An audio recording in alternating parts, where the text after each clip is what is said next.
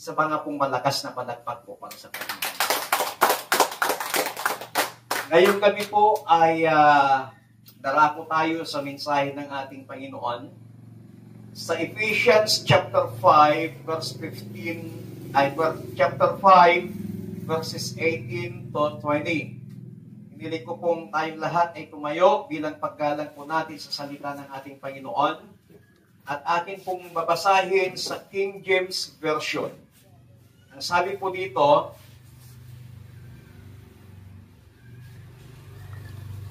and be not drunk with wine, wherein is excess, but be filled with the Spirit, speaking to yourselves in psalms and hymns and spiritual songs, singing and making melody in your heart to the Lord, giving thanks always for all things unto God and the Father in the name of our Lord Jesus Christ. Pagpalain po ng Panginoon ng kanyang mga salita na atin po nga nabasa. Maaari na po kayo umupo. Mula po sa talatang ito ay nais ko pong bigyan ang paksa ng mensahe ng Panginoon, gratefulness. Kapag sinabi po nating gratefulness, ang sabi po ni Merriam Dictionary, appreciative of benefits received. Yung marunong kang mag-appreciate ng mga bagay na natatanggap mo.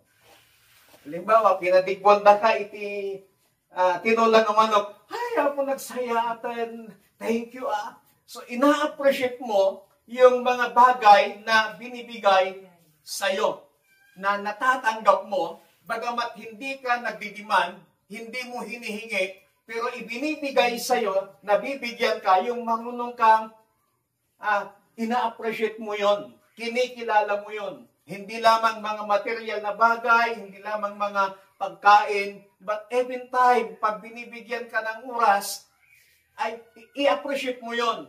Dahil yun po ay kinakailangan, yun po yung isang attitude na kung saan ay marunong kang kumilala at marunong kang magpasalamat, lalong-lalo na maging sa maliit na bagay. Ang itao kasi, nagpapasalamat lang pag malaking bagay yung kanyang natanggap. Minsan, pag nakatanggap, dato yung wala na yun nan. So, ganun tayo, kahit na pabiro minsan, binibiro natin yung kakilala natin, pero pag nakakatanggap tayo, minsan ang nagiging ugali ng tao ay, dati mo tinted na. Di ba? So, ugali pa ng tao, in-invite ka sa birthday, kainan, imbes na magpasalamat minsan ng tao, sasabihin ng tao, nagtamnay mo di spaghetti. Kurang ketchup na. So, hindi tayo marunong mag-appreciate minsan na yun yung sinasabi ng Biblia, ng ating pong binasa na giving thanks always for all the things unto God. Na kailangan matuto tayong magpasalamat sa Panginoon sa lahat ng bagay. Ang tanong dito, gaano tayo kadalas magsabi ng thank you? Gaano tayo kadalas magsabi, lalong-lalo na sa Panginoon, thank you, Lord? Sa mga pagpapala lang ba tayo nagpapasalamat sa Panginoon? O maging sa mga problema, pinapasalamatan din ba natin ang Panginoon pag may problema tayo? Kaya tinuturuan tayo ng salita ng Panginoon na maging gratefulness tayo, maging mapagpasalamat tayo sa Panginoon. So there are 4 levels of people when it comes to gratefulness. Number 1, ito yung tinatawag na constantly complaining. Ito yung tuloy-tuloy na laging nagko-complain, nagre-reklamo sa Panginoon. Laging sinasabi, lagi na lang ganito, Panginoon. Lagi ko na lamang nararanasan ang ganito. So, lagi tayong nagko-complain sa Panginoon.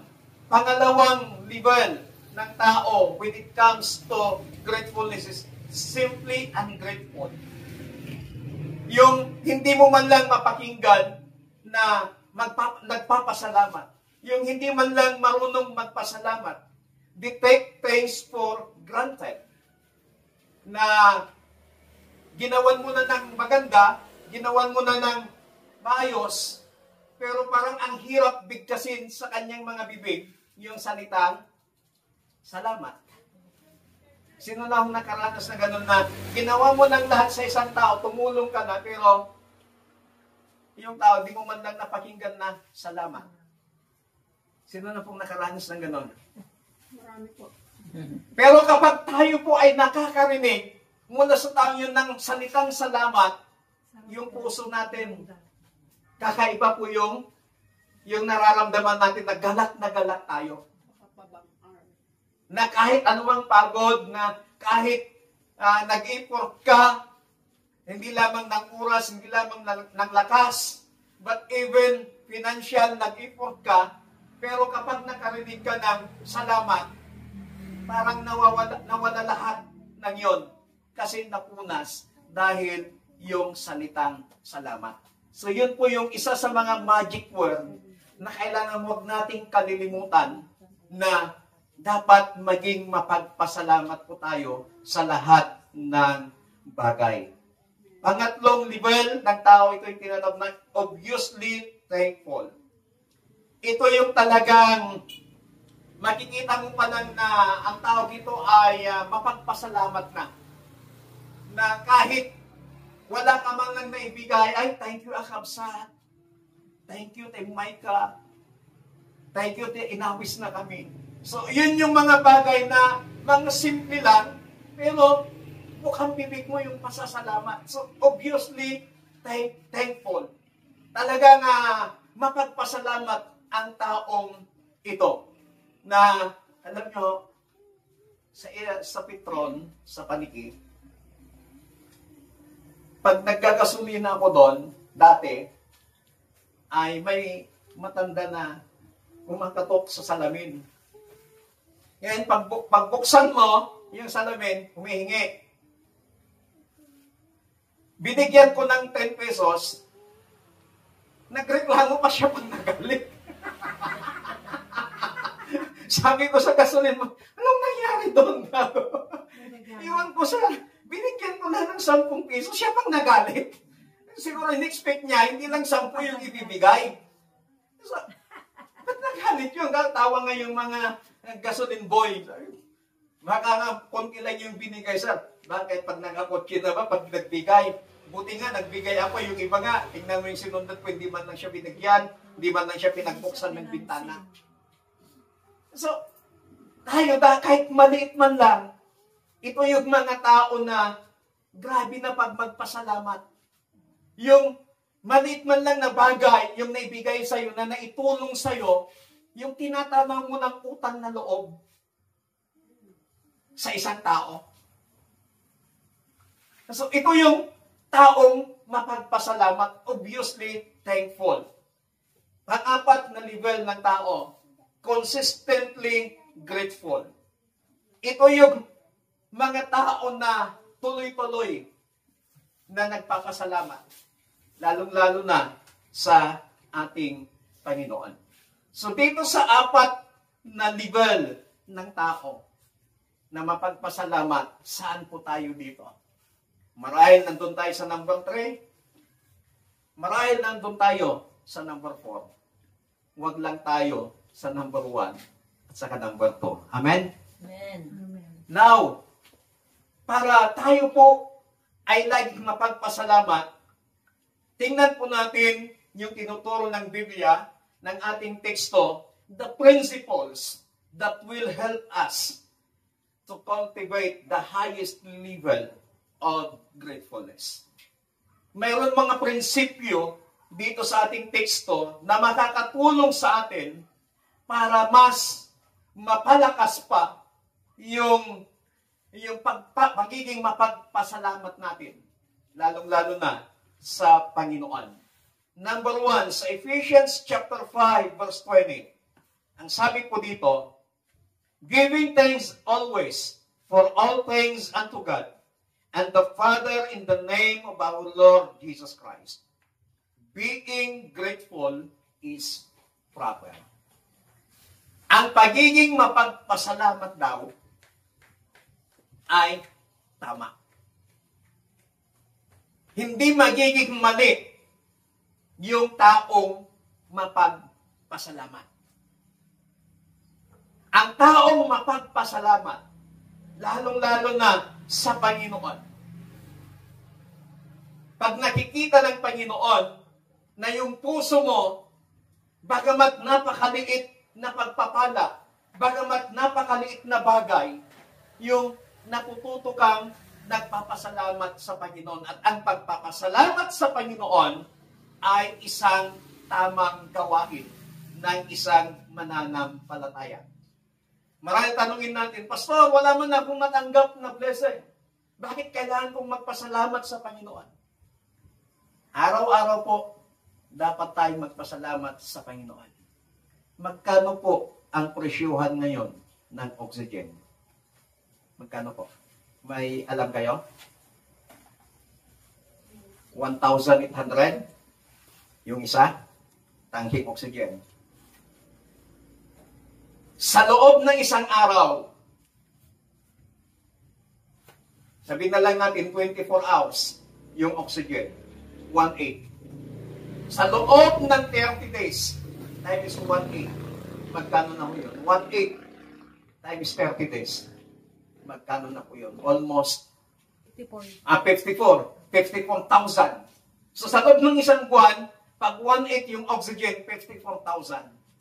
Kapatid, hindi ka nagbabayad ng 54,000.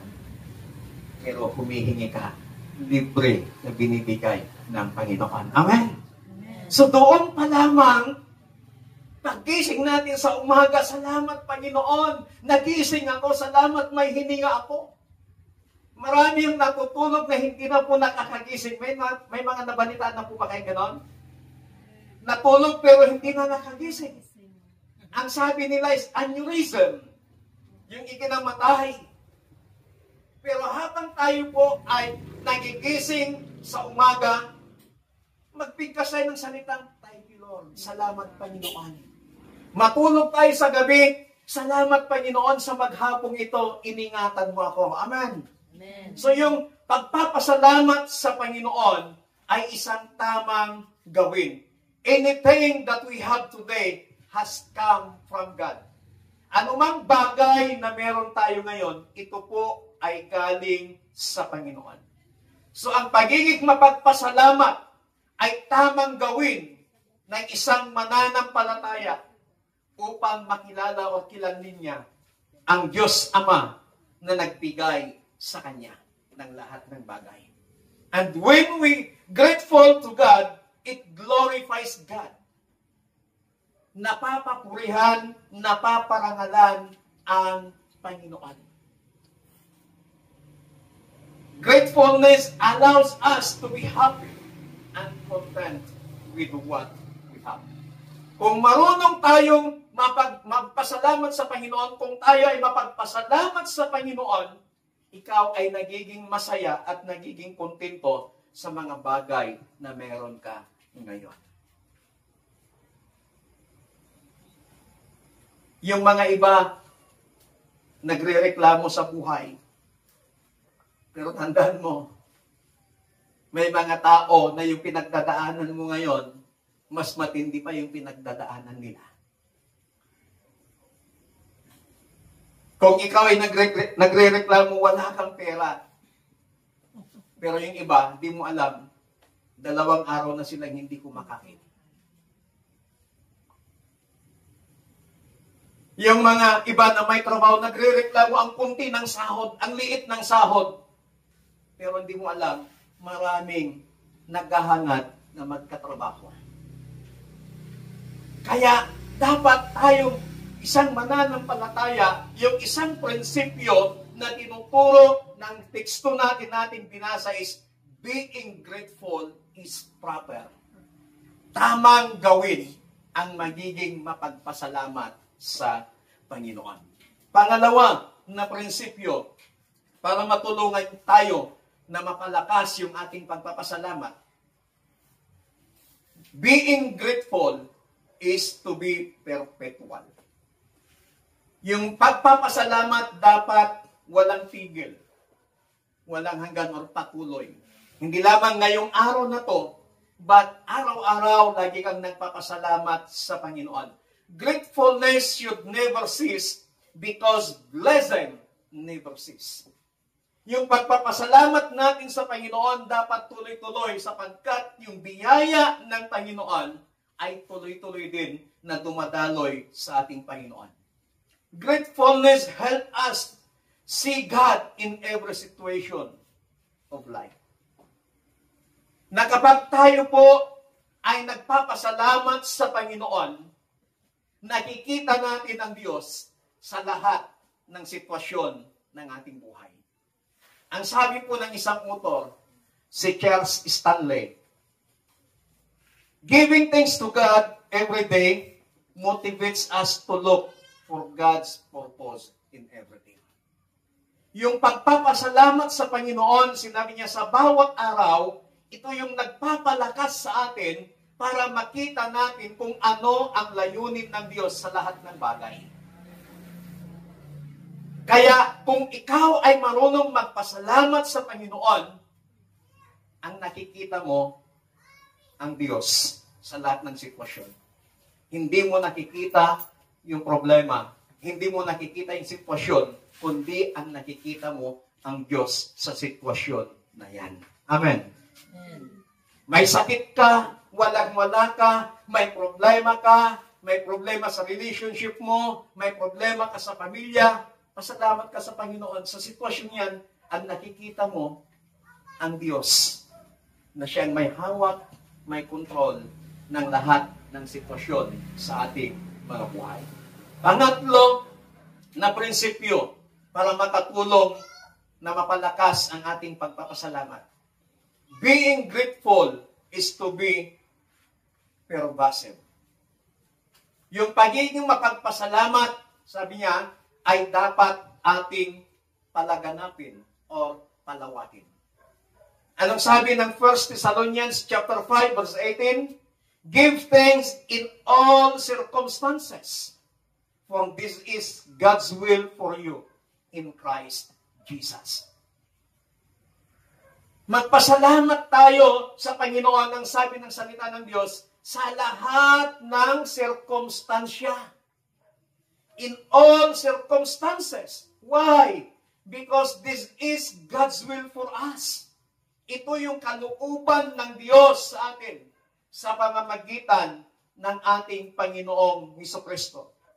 In all circumstances in our life, in everything, we must give thanks. Not something, but for everything. Everything. Every area of our life is to be subject of gratefulness to God. Lahat ng area ng ating buhay, dapat may pagpasalamat natin ito sa ating Panginoon. Ano yung mga area ng ating mga buhay? Spiritual things. Yung pangangailangan nating spiritual. Nakakarinig tayo ng salita ng Panginoon. Salamat! Dahil meron pa pong mga nangangaral ng salita ng ating Panginoon.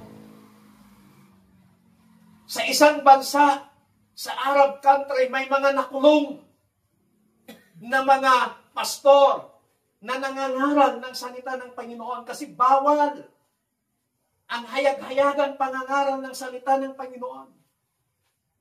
Yung aking kaibigan, pastor, na misyonary,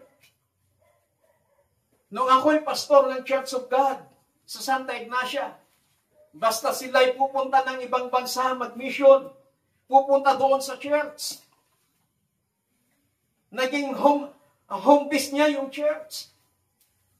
Dahil naging, ang challenge ko sa mga members, hindi man tayo makasama personally doon sa mission, hindi man ako makasama doon sa mission, bagamat gusto nila akong isama, pero wala yung puso ko na pupunta doon.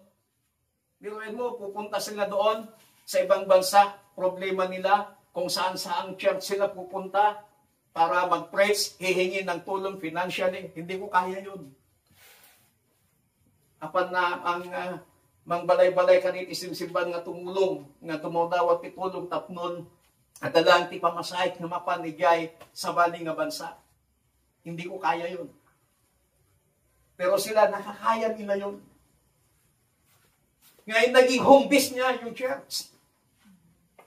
Kaya sabi ko sa kanya, kung halimbawa, makulong ka nung last na punta nila sa China, kung ikay nakulong, hindi ka namin mabibisita. Kasi ang layo.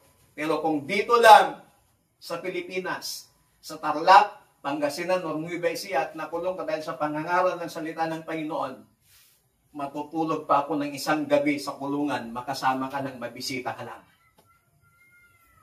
Pero salamat, dahil sa ating bansa, libre pa yung pangangaral ng salita ng ating Panginoon. Kaya doon, sa pagngangaral ng salita ng ating Panginoon, yung ating mga spiritual na pangangailangan ay natutugunan ng Panginoon. Kaya salamat.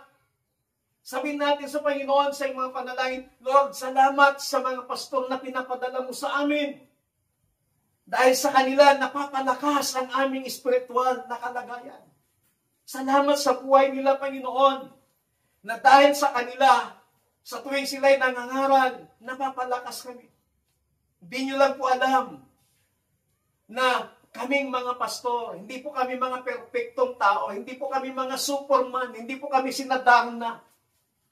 Even the superheroes, may mga kahinaan. Kaming mga pastor, may mga kahinaan din po kami. Pero despite doon sa mga kahinaan po namin, ginagamit kami ng Panginoon para may pangaral pa rin yung kanyang mga salita. Kaya doon pa lamang, salamat. Magpasalamat tayo sa Panginoon dahil natutugunan yung ating mga spiritual na pangangailangan. Pangalawa is, kailangan doon sa mga simple things sa ating mabuhay. Ano yung mga simple things sa ating mabuhay? We should be thankful for our families. We should be thankful for our health. We should be thankful for our food and even a glass of water. Yan yung mga simple things na dapat nating pasalamatan. Amen? Amen. Minsan, parang hindi natin nare-recognize na yung tubig na ininom natin. Blessing yun. Simple things pala na pagpapalay ng Panginoon. Yung mga kinakain natin, salamat sa Panginoon. Meron tayong bahay, nakakatulog ng maayos. Hindi tayo nababasa pag umuulan. Salamat sa Panginoon.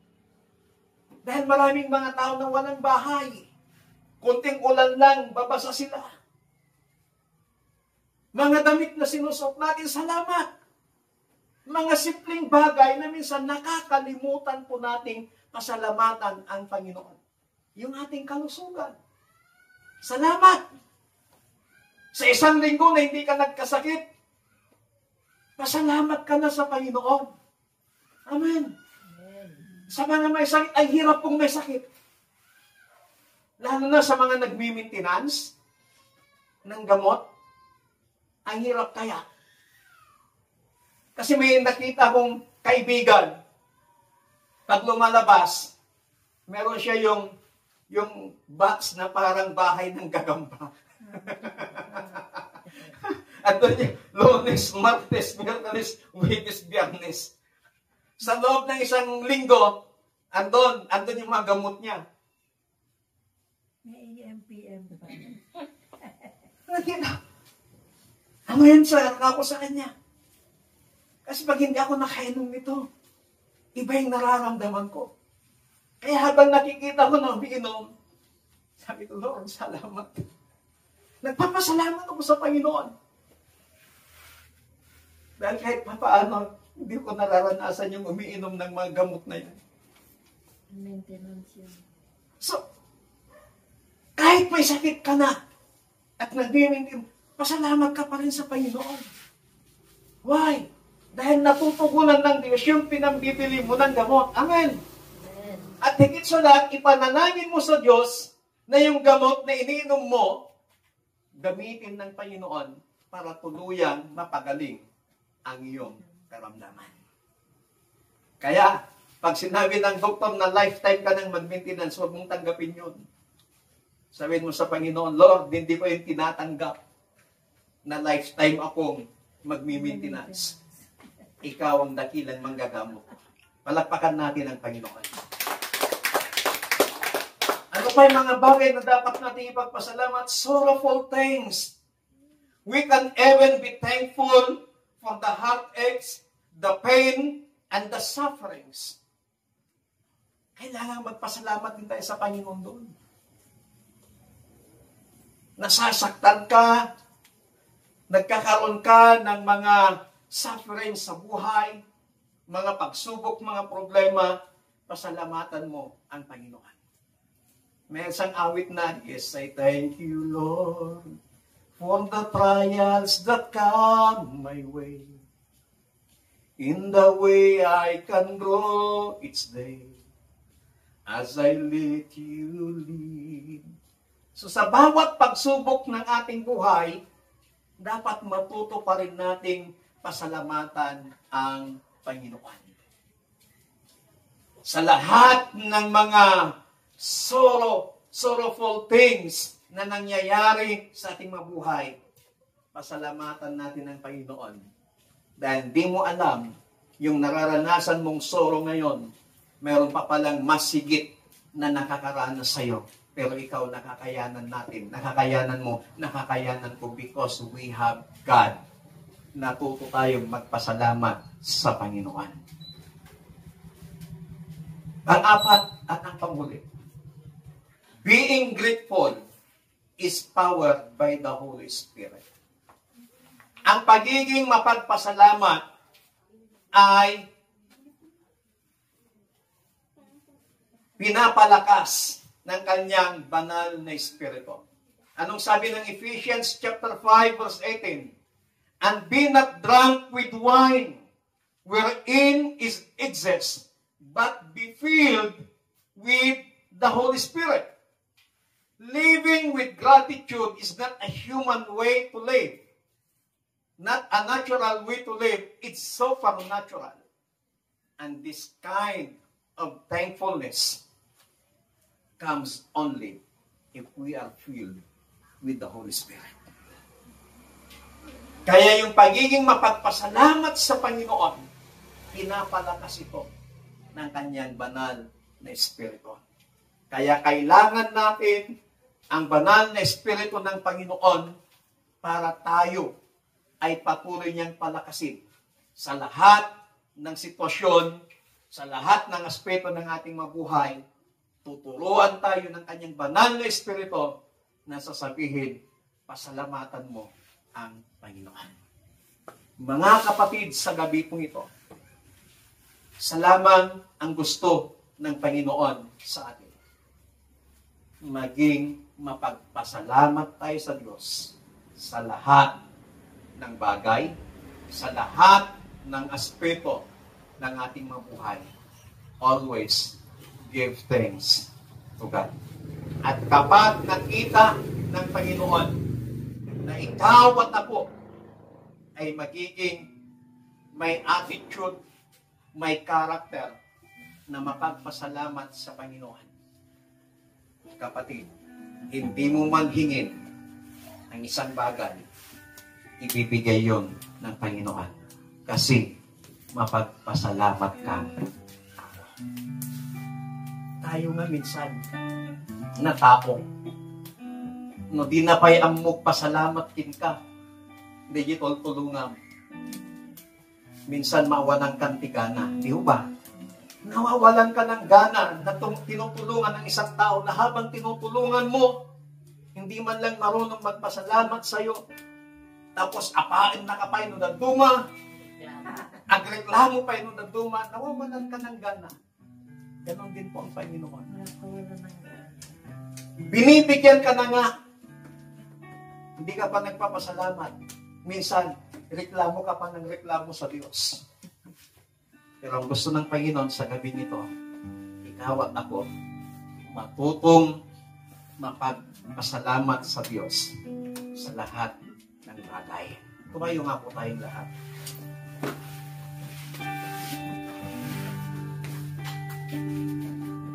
Subitin natin yung koro ng inawit kanina sa worship.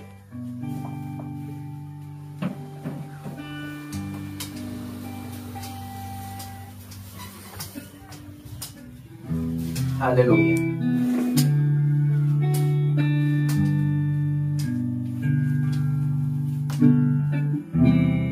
All my life you have been faithful. All my life you have been so, so good. With every breath that I am able, oh, I will sing of the goodness of God. All my life, hallelujah. All my life you have been faithful. All my life you have been so, so good. With every breath that I am able, oh, I will sing of the goodness of God. Your goodness is running after me.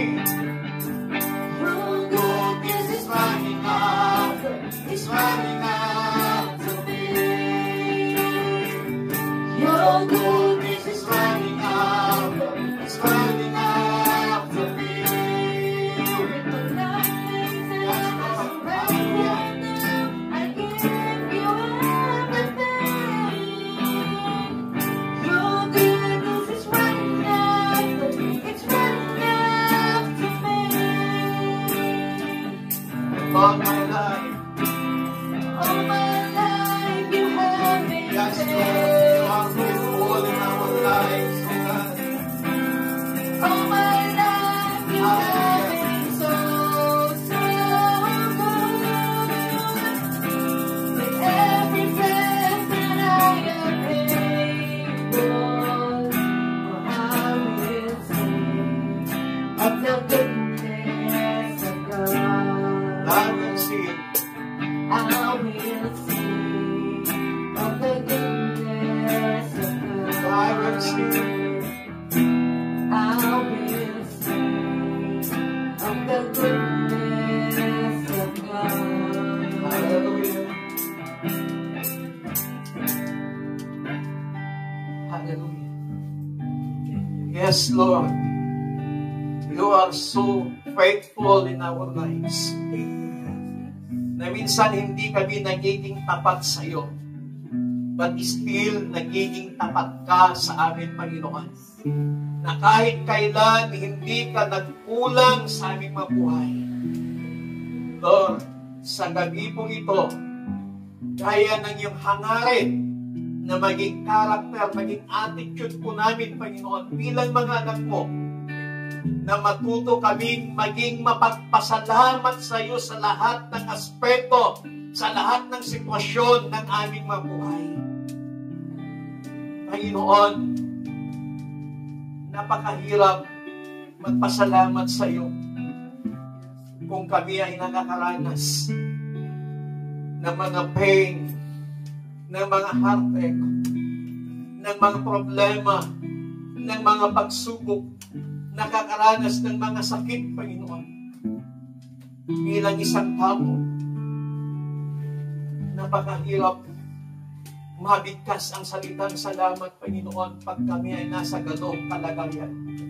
But sa gabi pong ito, Panginoon, salamat dahil muli mo kaming pinalalahanan na anumang sitwasyon ng aming mabuhay, ang aming mapagdaanan at ang aming maranasan, kailangan kami ay matuto at marunong magpasalamat sa inyo. Kaya sa gabi pong ito, we invite your Holy Spirit, we acknowledge your Holy Spirit na patuloy na manahan sa aming mga puso, patuloy na manahan sa aming mga buhay, to control our lives, to take complete of us, to take control our lives mula sa gabi nito. At ilagay niya, Panginoon, ang iyong banal na Espiritu, ilagay niya sa aming mga puso, ilagay niya sa aming mga isipan, at ilagay niya sa aming mga bibig ang katagang salamat, salamat, salamat, salamat, Panginoon. Give us, precious Holy Spirit, the attitude of being gratefulness to God in every situation, in every aspect of our lives. Thank you so much. Thank you, Lord. Thank you, Holy Spirit, to take control of our lives. Salamat sa pusong mapagpasalamat. Salamat, Panginoon. Mula sa gabing ito, ang iyong mga anak ay magiging mapagpasalamat na sa iyo sa lahat ng bagay. In Jesus Christ, mighty name we pray. Amen. Palakpakan natin ng malakas ang Panginoon.